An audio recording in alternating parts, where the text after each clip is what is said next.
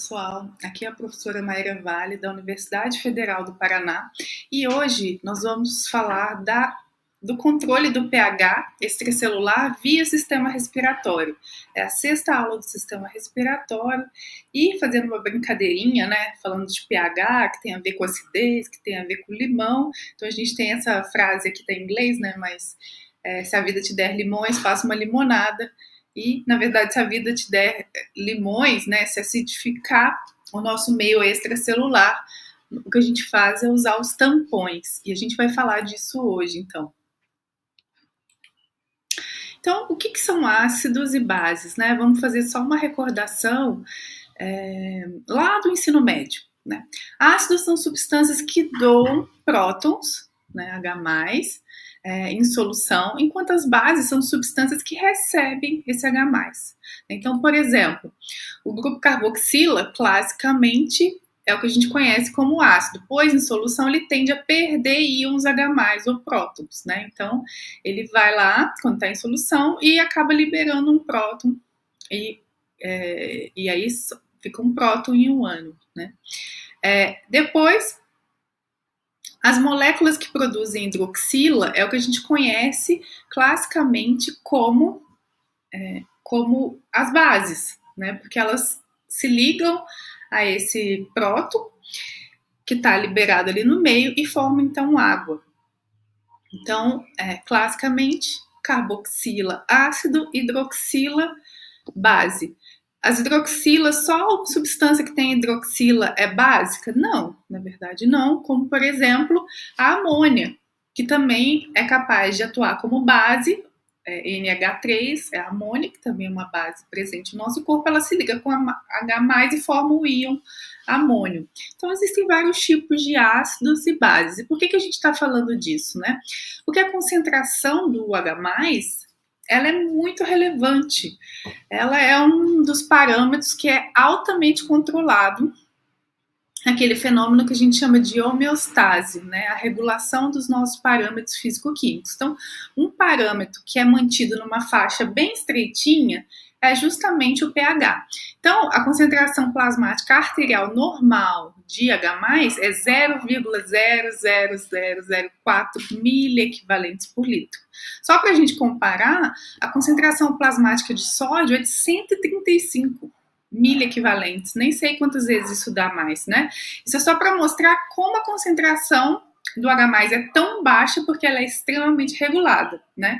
Exatamente porque ela é tão baixa, para facilitar, em vez de eu ficar falando a concentração é 0,0004 miliequivalentes, foi criada uma escala logarítmica, para ficar mais fácil da gente falar sobre a concentração de hidrogênio, na verdade do potencial hidrogeniônico, né? Por isso esse símbolo aqui com P minúsculo e um H maiúsculo, que é o pH. E como ele é uma escala logarítmica, ele vai de 0 a 14. Lembrando que a escala logarítmica, as concentrações vão pulando de 10 em 10 vezes, né? Então, quando eu falo que o pH de uma solução, por exemplo, é 6, isso quer dizer que eu tenho 1 vezes 10 a menos 6 molar de íons H+ naquela solução. Se eu falar que o pH é 7, é 1 vezes 10 a menos 7. E se eu falar que é 8, é 1 vezes 10 a menos 8. Então, isso facilita, né, a gente entender qual é a concentração, em vez de falar todos esses zeros, já que a concentração é tão baixa. Bom, aqui, só para a gente ver o pH de algumas substâncias que a gente conhece, a maior parte, né, do nosso meio interno e dos animais, a gente fala que é o básico, que está bem no meio dessa escala. Lembrando que a escala do pH vai de 0 a 14, então é bem no que fica ali entre o 7 e 8. Então, a água pura tem pH de 7, né? O que quer dizer que ela tem 1 vezes 10 a menos 7 molar de H+. E a maior parte das coisas biológicas vai estar exatamente nessa faixa, na verdade, exatamente 7,4. A gente fala que é o pH das células, mas a saliva aqui está 6,5, urina de 4,5 a 7, aqui tomates e uvas, que são ácido, 4, vinagre e Coca-Cola, 3, suco de limão, 2, o ácido do estômago, 1, que é o pH mais baixo que a gente vai ter no corpo, né?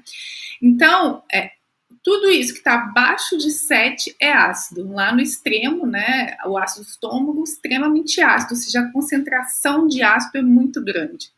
Tudo aquilo que está acima do 7 é básico, tende a captar os H+, e a gente fala que tem um pH superior a 7, né? Quer dizer que a concentração é muito, muito, muito baixa de H+.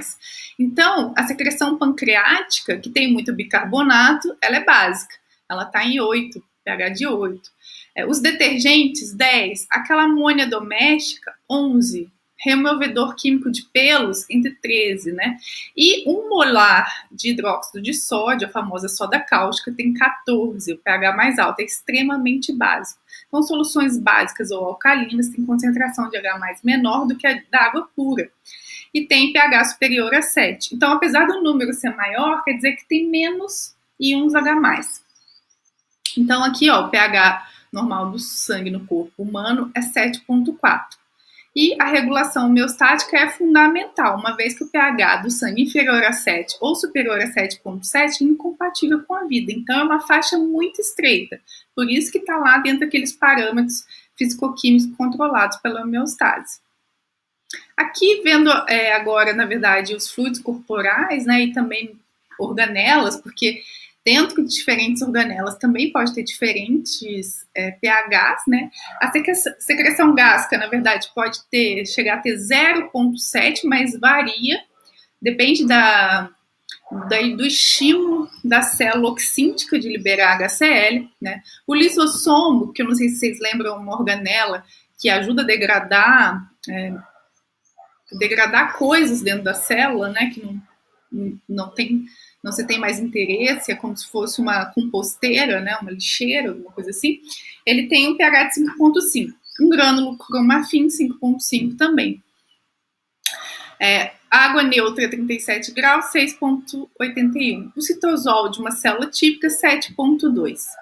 O fluido cérebro espinhal, 7,3. Ó, aqui já está mostrando como que essa faixa é bem estreita. O sangue arterial, 7,4. Que é esse que é o clássico, né? Que é o 7,4, que é do meio extracelular. A matriz mitocondrial, 7,5. E o fluido pancreático, que é o maior pH do nosso corpo, 8,1. Por quê? Porque ele é rico em bicarbonato, que é básico.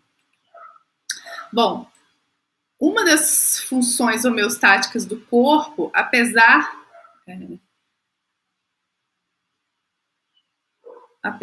da concentração ser muito baixa, ai meu Deus, onde eu vou me colocar? Eu vou para cá. Apesar da baixa concentração do H+, ele tem muito impacto nas reações químicas e por isso ele é tão controlado. Né? Então, ele mantém um controle estrito do pH. Como a gente viu, abaixo de 7 é muito perigoso, assim como acima também. E por quê? Se a gente lembrar de uma coisa comum, assim, da nossa casa, vocês já viram quando você deixa o leite, esquece o leite fora da geladeira, e aí ele acidifica pela produção de ácido das bactérias que estão ali mesmo consumindo o açúcar do leite, e aí acontece o quê? O leite talha. Outro jeito de fazer isso é jogar limão. Então, aqui mostrando, né, um copo de leite, uma panela de leite, se eu jogar limão, acontece isso. O leite talha. O que quer dizer que o leite talhou? Quer dizer que a proteína, que é do leite principal, que é a caseína, ela se mudou. Na verdade, esqueci o nome. Mas ela mudou de configuração. Ela perdeu a conformação terciária dela e ela acabou talhando, né? Ela se separa porque o leite é uma solução coloidal. Então, quando o meio é acidificado dentro da célula, isso também pode mudar a configuração das proteínas, e as células são dependentes da ação das proteínas, né? Por isso é tão perigoso também. Além desse impacto nas reações químicas. Por quê? O pH ótimo de funcionamento das reações químicas dentro da célula é no pH daquela célula, que, por exemplo, no citosol, no geral, é 7,2, fora 7,4. Então, isso influencia bastante, né? Por isso é tão perigoso. Então, a gente fala que temos uma acidose quando o pH extracelular está menor que 7,38. E uma alcalose quando o pH extracelular maior que 7,4, ou seja, já está fora da normalidade, para vocês verem essa faixa estreita. Então, ó, tudo que tiver acima disso é alcalose, tudo que tiver abaixo é acidose. E aí a gente vai ter mecanismos compensatórios que a gente fala, né? E a compensação vai ser basicamente respiratória e renal. Então, o corpo vai tentar de alguma forma corrigir esse pH, né? Caso não consiga, aí é um perigo, né? Então, por quê? Porque um pH normal pode afetar significativamente a atividade do sistema nervoso, né? Então, a acidose, ela gera uma depressão do sistema nervoso central.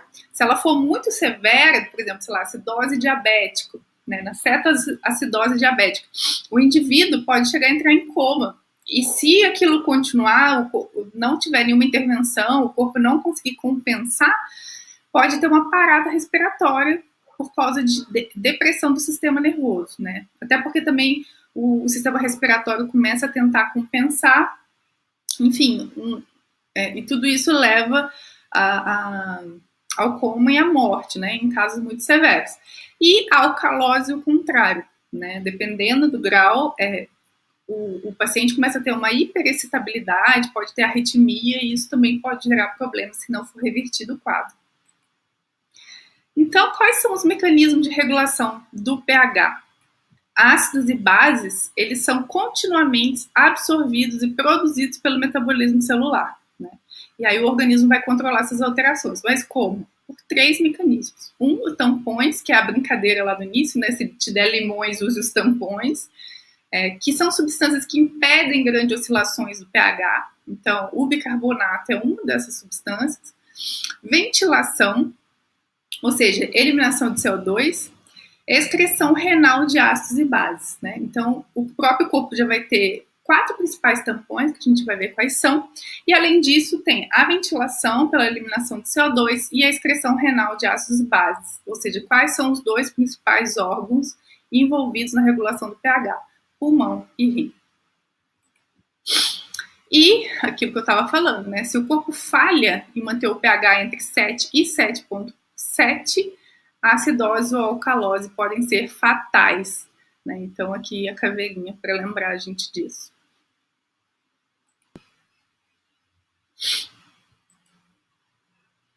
Bom, então, como a gente viu, existem a entrada, né, de vários compostos ácidos, como, por exemplo, advindos da dieta, os aminoácidos, ácidos graxos, como o próprio nome fala, são ácidos.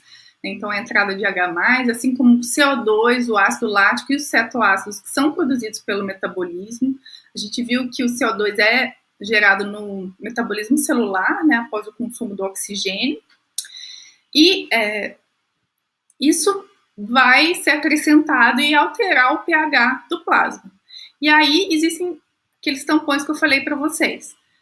O bicarbonato no líquido extracelular, proteínas, como por exemplo a própria hemoglobina, os fosfatos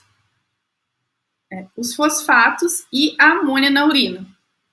Além disso, a ventilação, eliminando o CO2, e o rim, que é capaz de eliminar H+. Então, a entrada tem que igualar a saída para que não tenha alterações grandes no pH. Óbvio que existem, lembra que a homeostase, ela não é uma linha, né? Ela não é 7,4, 7,4, é 7,4, 7,45, aí volta 7,35 e volta. Tipo, o corpo vai ficar regulando dentro dessa faixa estreita. E aí, como a gente viu, os 2 órgãos principais, pulmão e rim.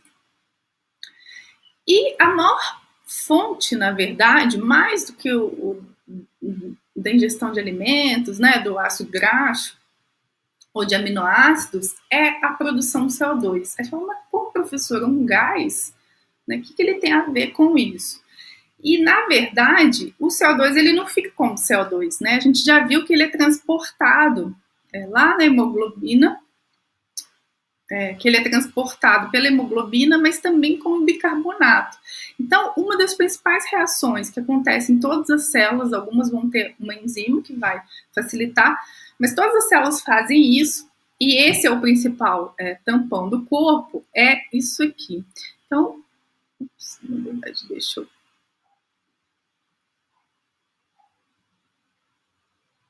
Então, a gente tem o CO2, que foi produzido lá no metabolismo celular, ele vai se unir com a água. Então, toda a célula está em meio líquido, então vai ter água. Então, isso aqui é uma reação que acontece normalmente. Porém, muitas células têm anidrase carbônica, que vai estimular isso a ser realizado. E aí vai formar o quê?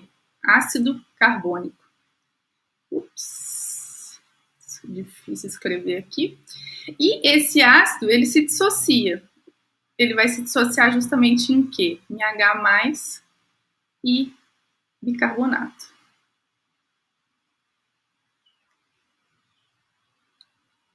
Deixa eu só limpar aqui, porque ficou meio ruim de ver, né?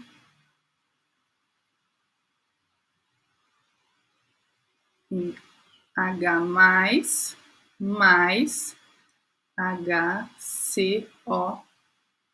Ai, que meu O é tão feio. Vamos lá. CO, HCO3, menos. Nossa.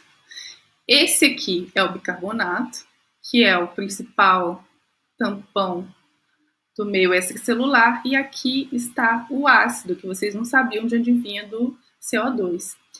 Quando, lá na região onde está a troca gasosa, que troca O2 e capta CO2, isso aqui está alto, né? Você tem aumento de CO2. Então, isso empurra essa reação aqui para a direita.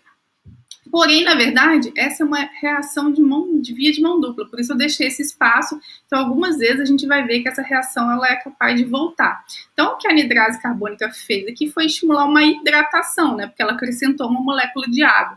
Então, aqui está a principal fonte de ácidos diários do nosso corpo. E aqui, ao mesmo tempo, está o principal tampão. E a gente vai ver qual o efeito deles no pH. E então você tem uma estimativa que esse CO2 gerado pelo metabolismo em repouso produza cerca de 4.167 miliequivalentes por litro de H+ por dia, que é 10 elevado a 8 vezes maior do que a concentração plasmática, que é 0,0004 miliequivalentes. Então, como que pode, né? Se a concentração é tão baixa, como que produz tanto? Para onde que vai? Na última aula, se vocês assistiram, que foi a aula de transporte de gases, a gente viu que esse H+, ele vai ser o quê? Ele vai ser justamente tamponado. Por isso a gente tem tantos tampões. Uma coisa também interessante de se afirmar, eu já falei da acidose e da alcalose, as duas existem, mas a acidose é muito mais comum que a alcalose. Então, isso é uma coisa clinicamente relevante de se saber.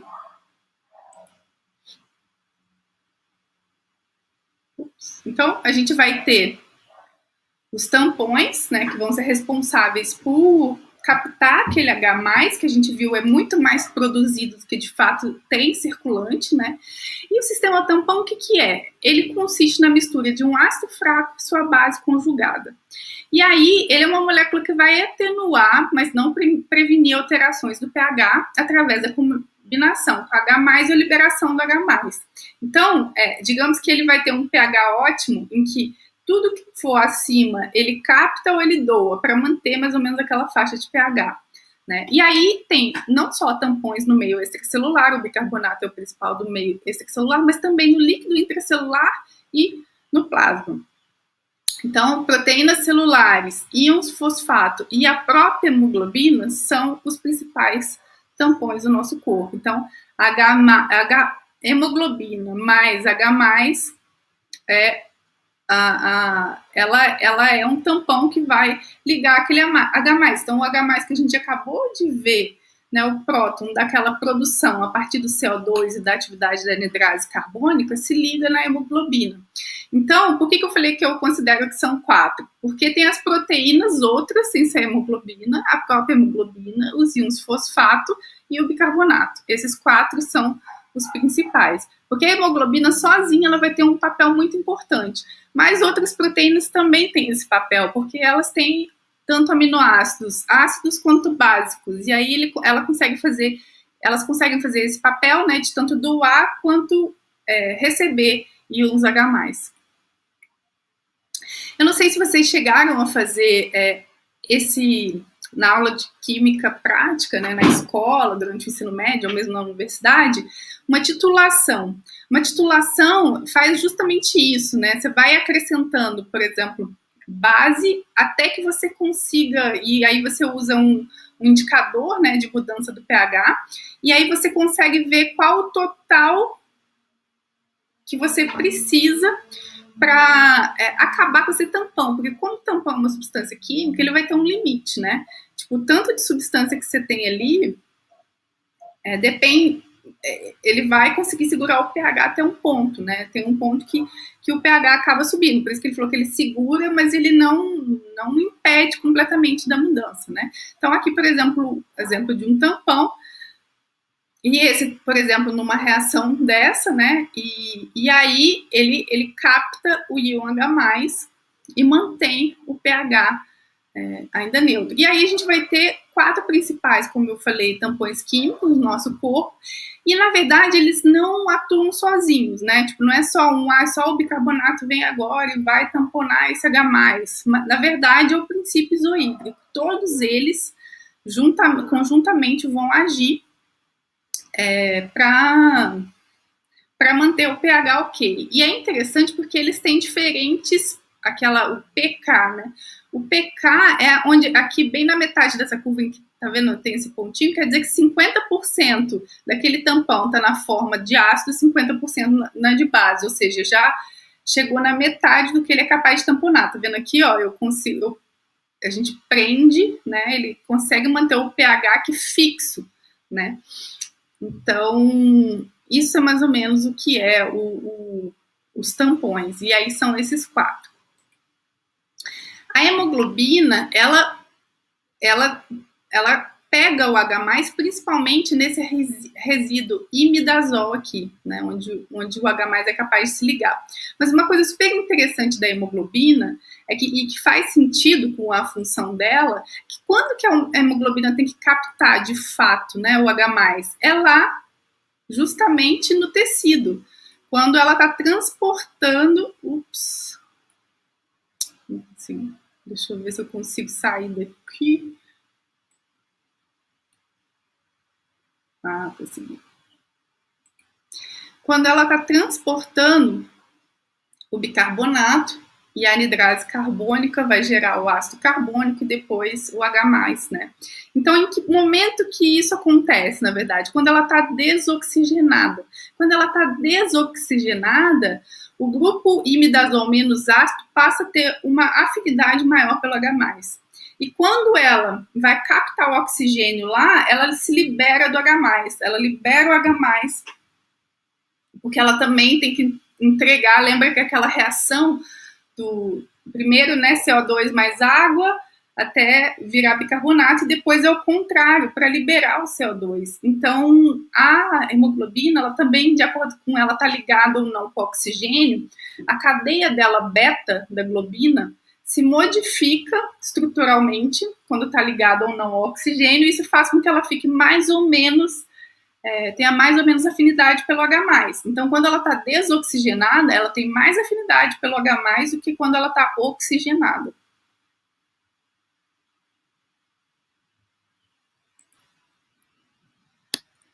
Deixa eu me mudar novamente. Então, o principal tampão do meio extracelular vai ser o tampão bicarbonato, que é o que é gerado em maior quantidade, né? Já que a maior quantidade de ácido também é a maior quantidade de bicarbonato. Então, a gente vai aqui fazendo um lembrete, né, da aula passada. O CO2, 23% transportado ligado à própria hemoglobina, 7% dissolvido, porque ele é mais solúvel em água do que o O2, né? O O2 é só 2% transportado assim, mas a maior parte dele, 70%, é transformado por aquela reação que eu falei para vocês, CO2 mais água, pela anidrase carbônica, H2CO3, que gera o bicarbonato, e o H+, que se liga à hemoglobina, como a gente viu. Aqui a hemoglobina está desoxigenada, ela tem uma afinidade maior pelo H+.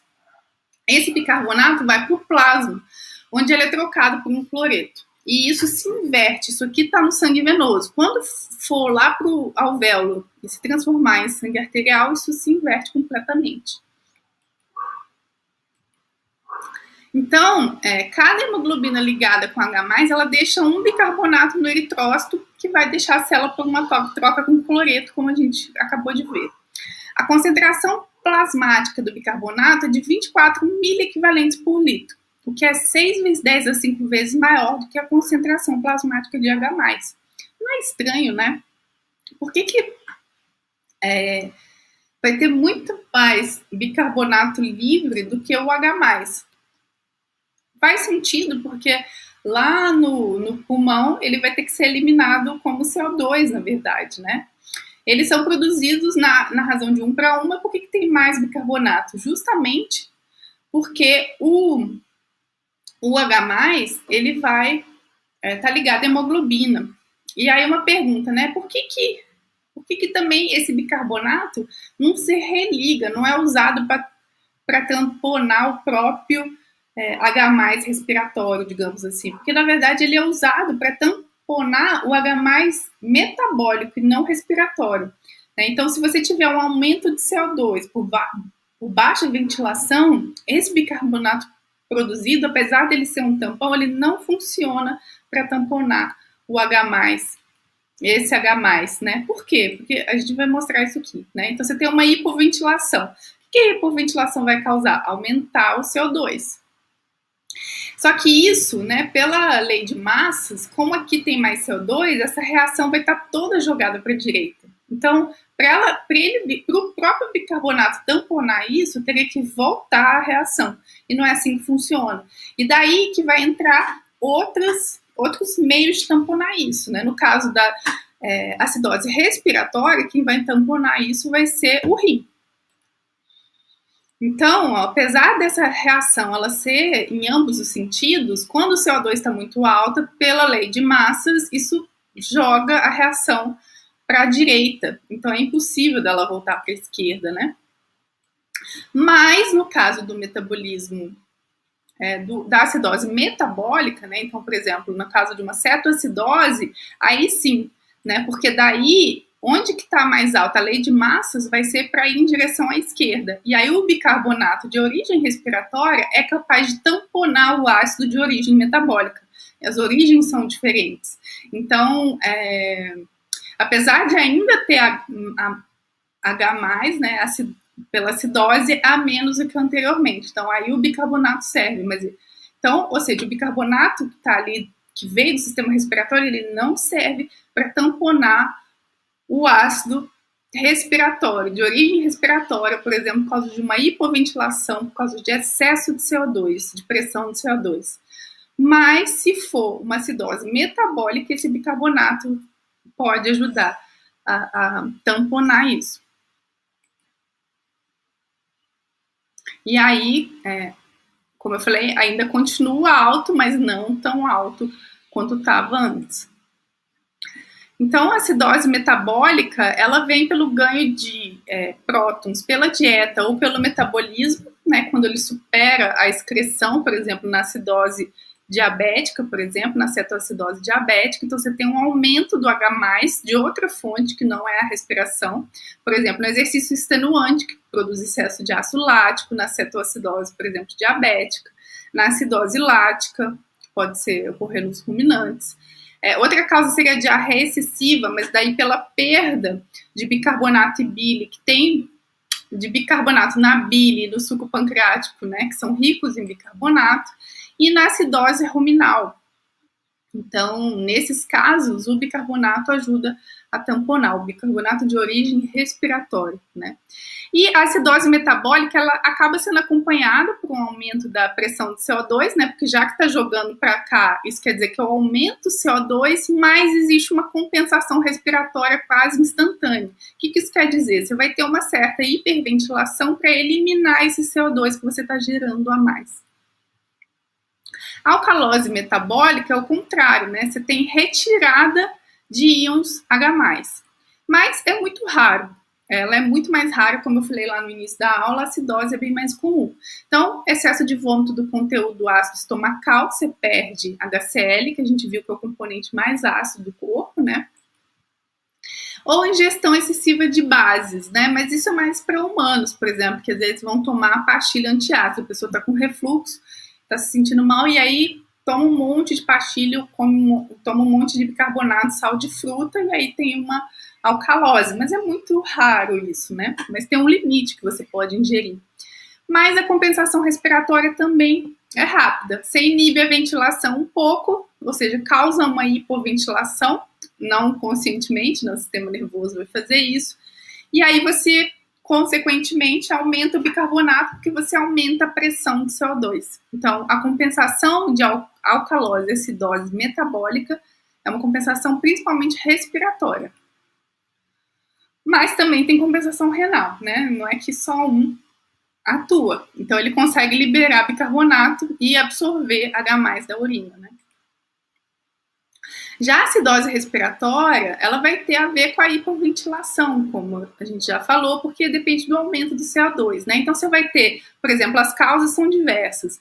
Você vai ter aquela, por conta de drogas, como anestésico ou álcool, em que a pessoa tem uma depressão respiratória numa overdose, aumento da resistência das vias aéreas numa crise de asma, um animal, uma pessoa com fibrose ou pneumonia grave que não está conseguindo fazer a troca de gás adequadamente, fraqueza muscular devido à distrofia e outras doenças musculares. Lembra que a gente precisa de movimentação, né, para fazer a troca gasosa, as DPOCs, frango de corte, né, é triste falar isso, mas os animais que vivem confinados, em que tem muito pouco espaço, podem ter também, por conta do excesso de animais na mesma área.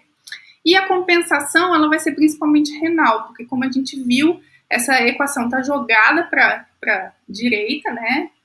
Então, não consegue, esse tampão aqui não consegue dar conta de tamponar tudo.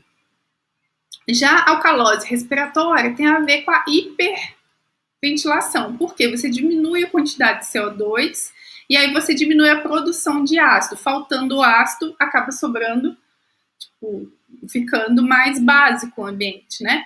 Então, por exemplo, clinicamente pode ser ventilação artificial excessiva. Muitas vezes pode estar associada a hipocalemia, mas a causa mais comum é a ansiedade. Por quê? Lembra, ansiedade você hiperventila, respira mais rápido e aí acaba tendo uma alcalose. Como que a gente consegue diferenciar, né, quando é uma alcalose respiratória de uma alcalose metabólica, né? Por exemplo, na acidose respiratória, a PCO2 sempre vai estar alta, porque o ácido vai vir nesse CO2. Na metabólica, nem sempre, ela pode estar normal. Obviamente, como é acidose, quem vai estar alta é o H+ e o pH baixo, mas qual vai ser a diferença entre os dois? A diferença é na concentração de bicarbonato, porque na metabólica ele vai estar baixo, por quê? Porque é ele que vai tamponar esse ácido, né? E na respiratória ele vai estar alto.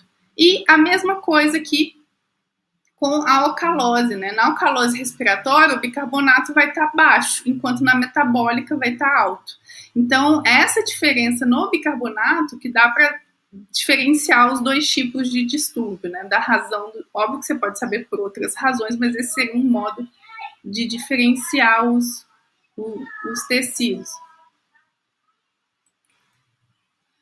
Então, como a gente já vem falando, né, a compensação respiratória, ela, para acidose metabólica, ela vai envolver, às vezes, mudança de frequência respiratória, né? Então, por exemplo, baixo H+ no plasma pela ação da lei de massa, lembra que a reação pode ir para a direita ou para a esquerda, que está sendo jogada para a esquerda, isso aumenta a PCO2. O aumento da PCO2 e o aumento do H+, vão ativar quimiorreceptores, tanto centrais quanto carotídeos e na aorta também. E isso vai ativar lá o centro de controle respiratório no bulbo. E aí vão ativar o músculo da respiração, vai aumentar a frequência e amplitude para poder eliminar o excesso de CO2. E aí, à medida que a PCO2 voltar para o normal, e vai ter uma retroalimentação negativa nesses quimiorreceptores e o processo para porque, ou seja, já voltou ao basal. Na aula que vem, a gente vai explorar melhor como que funciona a regulação. Então, a regulação via sistema nervoso central da frequência e da amplitude respiratória. Até lá, gente. Aqui estão as referências e vejo vocês na próxima aula.